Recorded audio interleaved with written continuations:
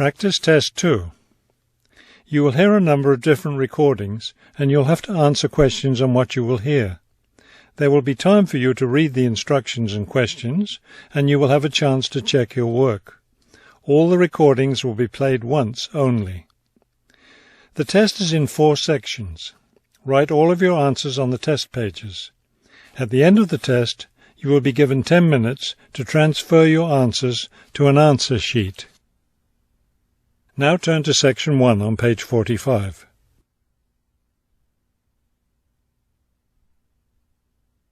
Section 1. You will hear a woman asking for information over the phone. First, you have some time to look at questions 1 to 5 on page 45.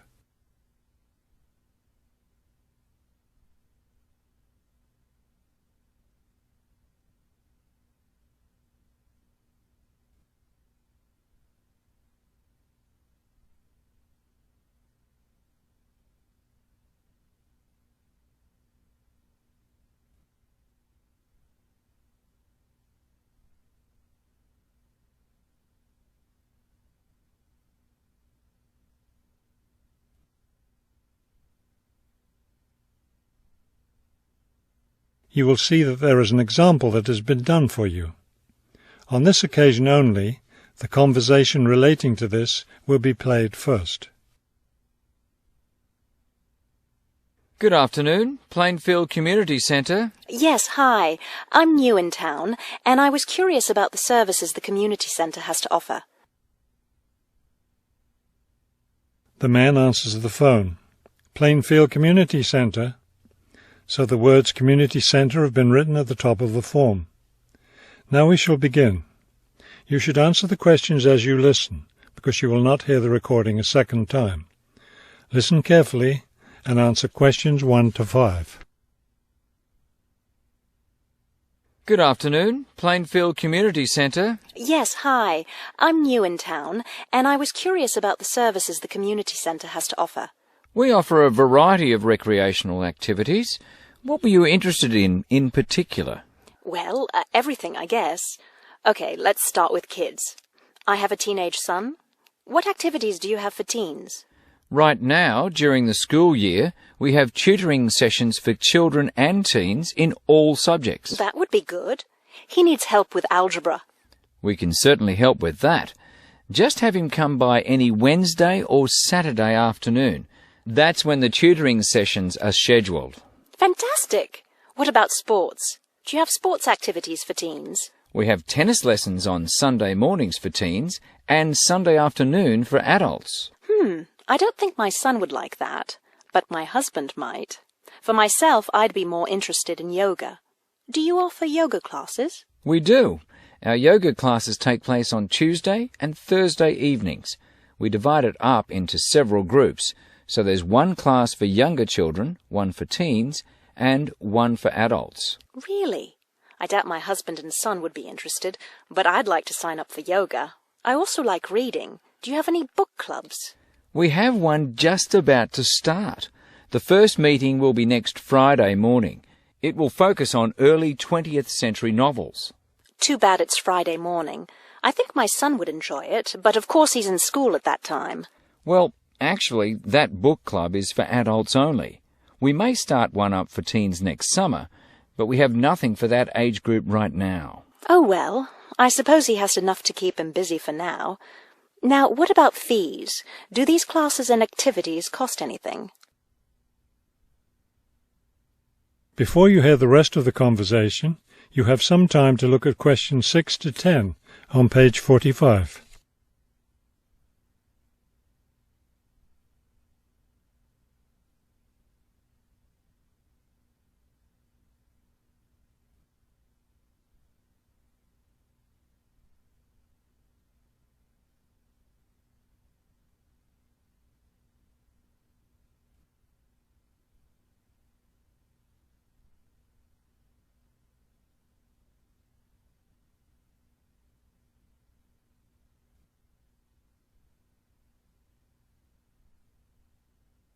Now listen and answer questions 6 to 10.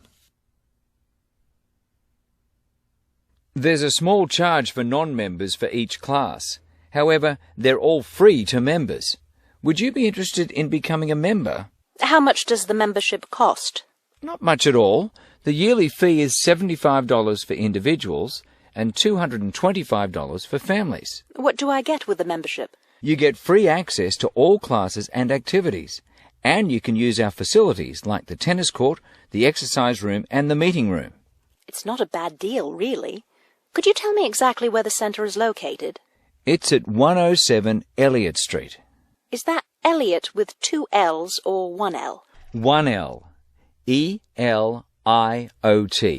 It's right downtown. I think I know where it is. Do you have free parking? Yes. You can park just across the street. There's a garage there. That sounds easy enough. Maybe I'll come in one day next week and sign up for some classes. That would be fine. But don't come on Monday because we're closed that day. We're open Tuesday through Sunday. Oh, thanks for telling me. Maybe I'll stop in on Tuesday then. Can I pay for the classes with a personal cheque? We accept cheques and credit cards. Okay. Thank you very much. You've been very helpful. That is the end of section 1. You now have half a minute to check your answers.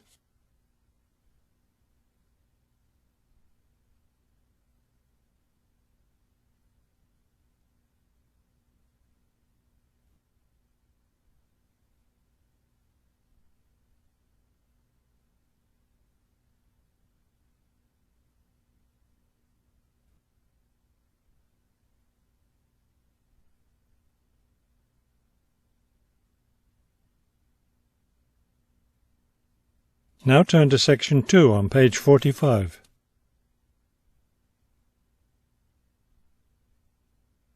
Section 2. You will hear a hike leader giving information about an upcoming hiking trip. First, you have some time to look at questions 11 to 15 on page 45.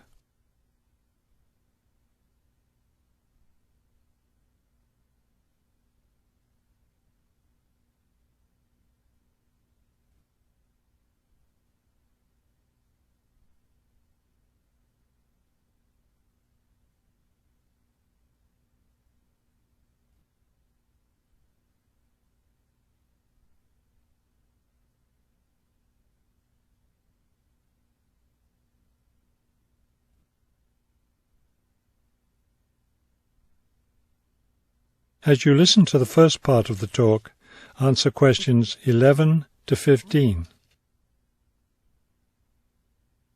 Good evening, everyone. As you know, this is our last meeting before we set off on our annual week-long hiking trip. So tonight I'll be telling you everything you'll need to know to be ready for the trip. Let's talk about equipment first. Having the right equipment is essential for your comfort and safety. First, you'll need a warm and comfortable sleeping bag. However, you won't need to worry about carrying a tent, since we'll be sleeping in shelters along the way. Also, part of the fee you've paid for the trip goes toward food, so you won't need to put that on your packing list either. We found, though, that it's more efficient for each person to bring his or her own dishes, so be sure to pack a plastic bowl, a cup, and a fork, knife, and spoon. That's all you'll need in the way of dishes. Perhaps the most important item to put on your list is a comfortable pair of hiking boots.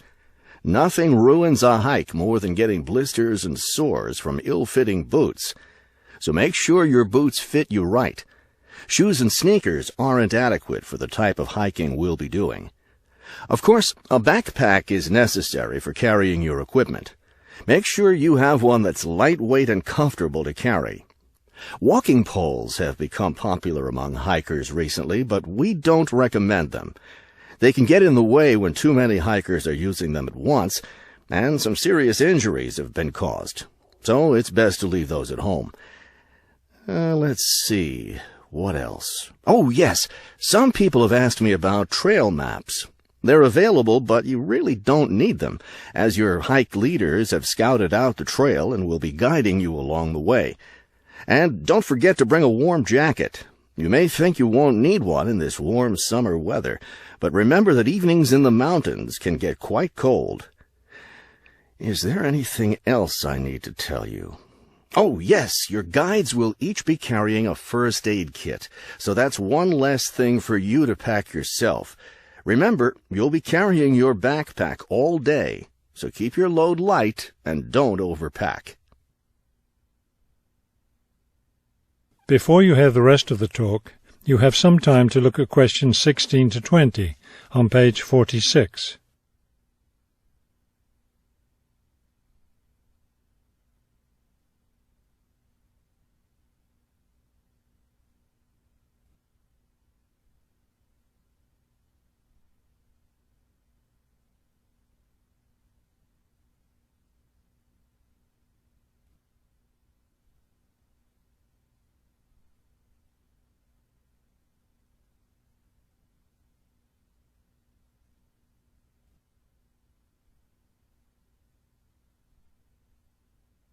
Now listen and answer questions 16 to 20.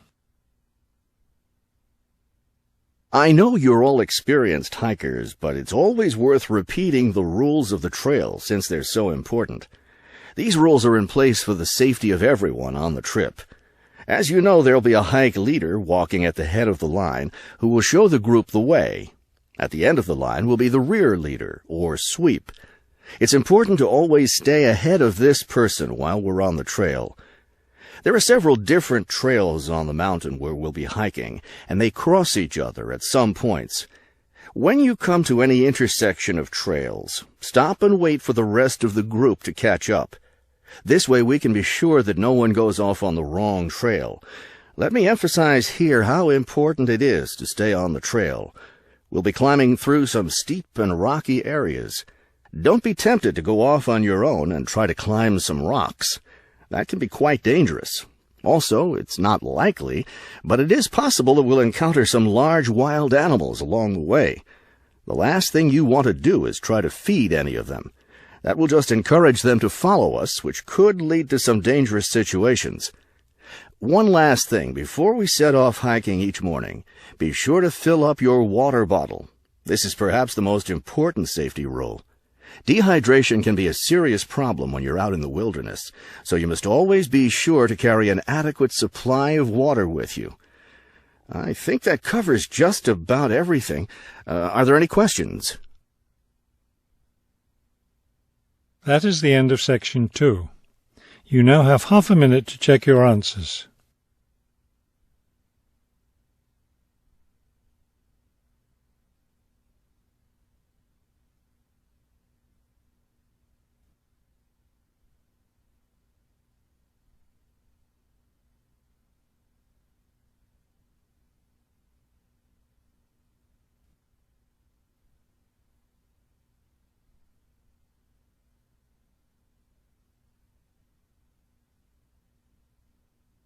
Now turn to section 3 on page 46.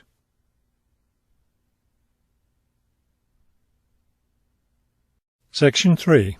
You will hear a conversation between a university student and a faculty advisor about the requirements for the student teaching semester. First, you have some time to look at questions 21 to 24 on page 46.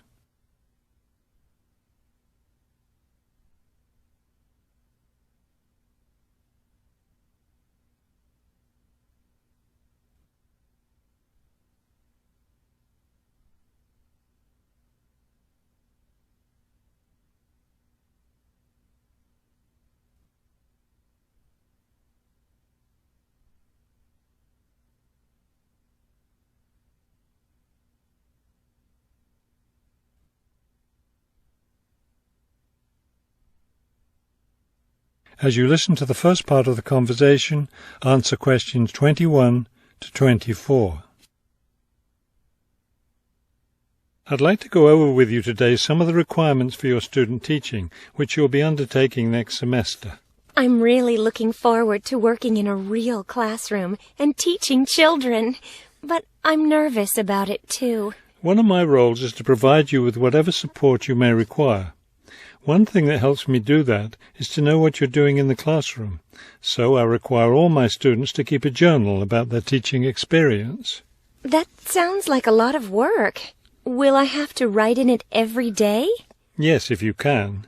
You'll give it to me at the end of each week. Another thing I'll want from you is a few sample lesson plans. I'll let you know ahead of time exactly how I want you to do them. Several of us from the university will be student teaching at the same school. Are we supposed to get together regularly to discuss our work? I'll meet with each student teacher individually, but you aren't required to meet with each other. Of course, you can talk together as much as you want. You will, however, have to observe some of the other teachers in the school, besides the teacher you'll be working with. Then will I get an evaluation from my supervising teacher at the end of the semester? Actually, no. I'll do your evaluation, and I'll base it on several things. One is your required portfolio, which should contain samples of your class activities and your students' work. Another important thing is your term paper. Then there won't be a final exam? No, we don't feel that's necessary for student teaching. Before you hear the rest of the conversation, you have some time to look at questions 25 to 30 on page 46.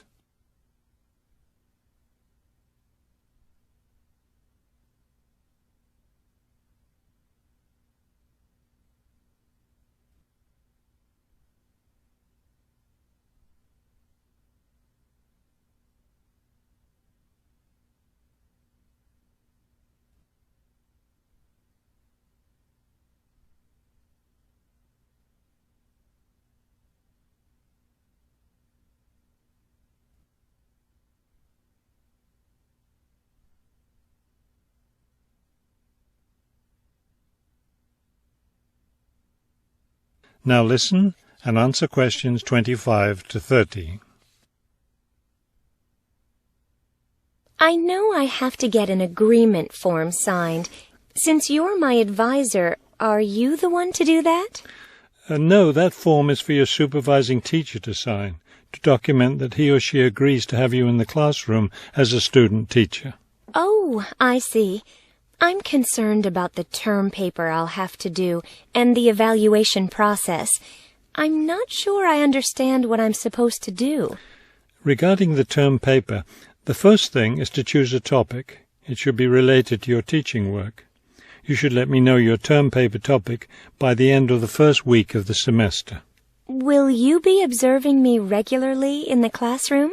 Yes, and during the fourth week of the semester, we'll have our first evaluation meeting to discuss my observations.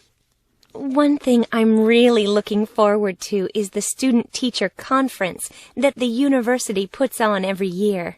I'm glad you're looking forward to it. Of course, everyone in the program is required to attend. The conference takes place, let me check. Yes, the seventh week of the semester. When will I have to turn in my term paper?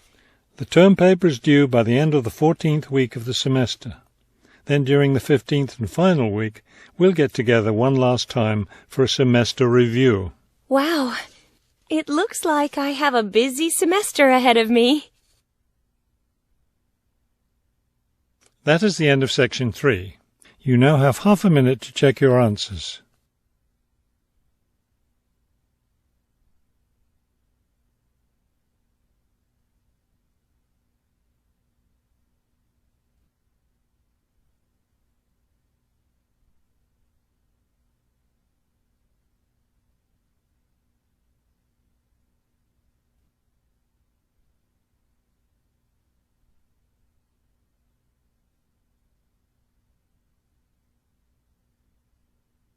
Now turn to section 4 on page 47.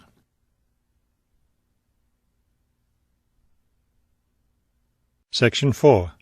You will hear a lecture about customer psychology. First, you have some time to look at questions 31 to 35 on page 47.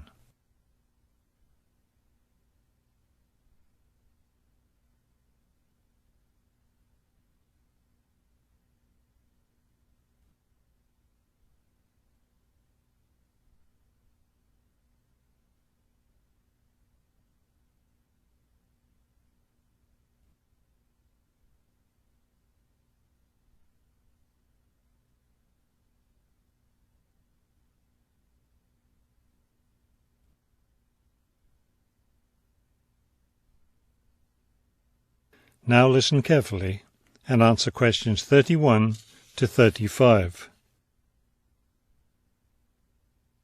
An understanding of customer psychology is an invaluable aid for retailers looking for ways to increase sales. Much can be done to the store environment to encourage shoppers to linger longer and spend more money. The first aspect to consider is the physical organisation of the store. Placement of merchandise has a great deal of influence on what customers buy. For example, a common practice among retailers is to place the store's best-selling merchandise near the back of the store. In order to get to these popular items from the front entrance, customers have to walk down aisles filled with merchandise that they might not see otherwise. Carpets are also used to direct customers through particular areas of the store. Retailers choose carpets not only for their decorative or comfort value, but also because lines or other types of patterns in the carpets can subtly guide shoppers in certain directions. Besides encouraging shoppers to go to certain areas of the store, retailers also want to keep them in the store longer. One way to do this is to provide comfortable seating throughout the store, but not too close to the doors. This gives customers a chance to rest and then continue shopping. Retailers can do a number of things to create a pleasant atmosphere in the store, thereby encouraging more purchases. Music is commonly used, not as entertainment, but as a calming influence. It can slow the customer's pace through the store, making them spend more time shopping and consequentially making more purchases. Scents are also used in various ways. Everyone has had the experience of being drawn into a bakery by the smell of fresh bread. Experiments have been done with other types of scents as well. For example, the scent of vanilla has been used to increase sales in clothing stores. Before you hear the rest of the talk, you have some time to look at questions 36 to 40 on page 48.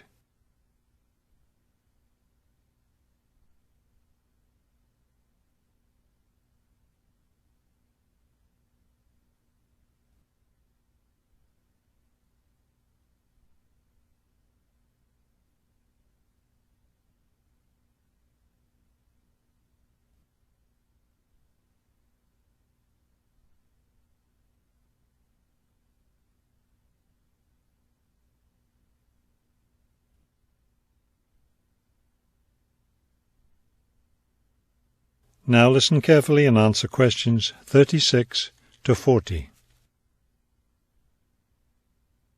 Use of colour is another important aspect of store environment.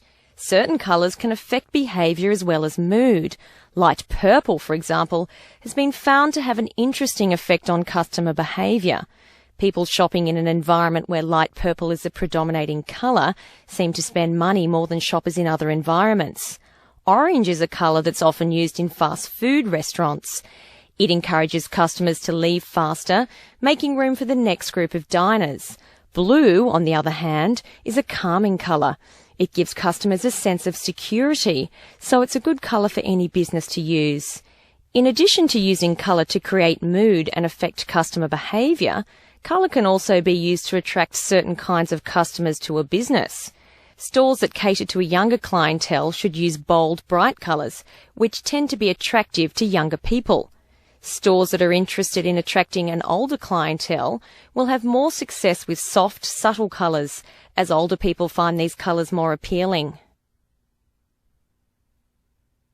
That is the end of section 4. You now have half a minute to check your answers.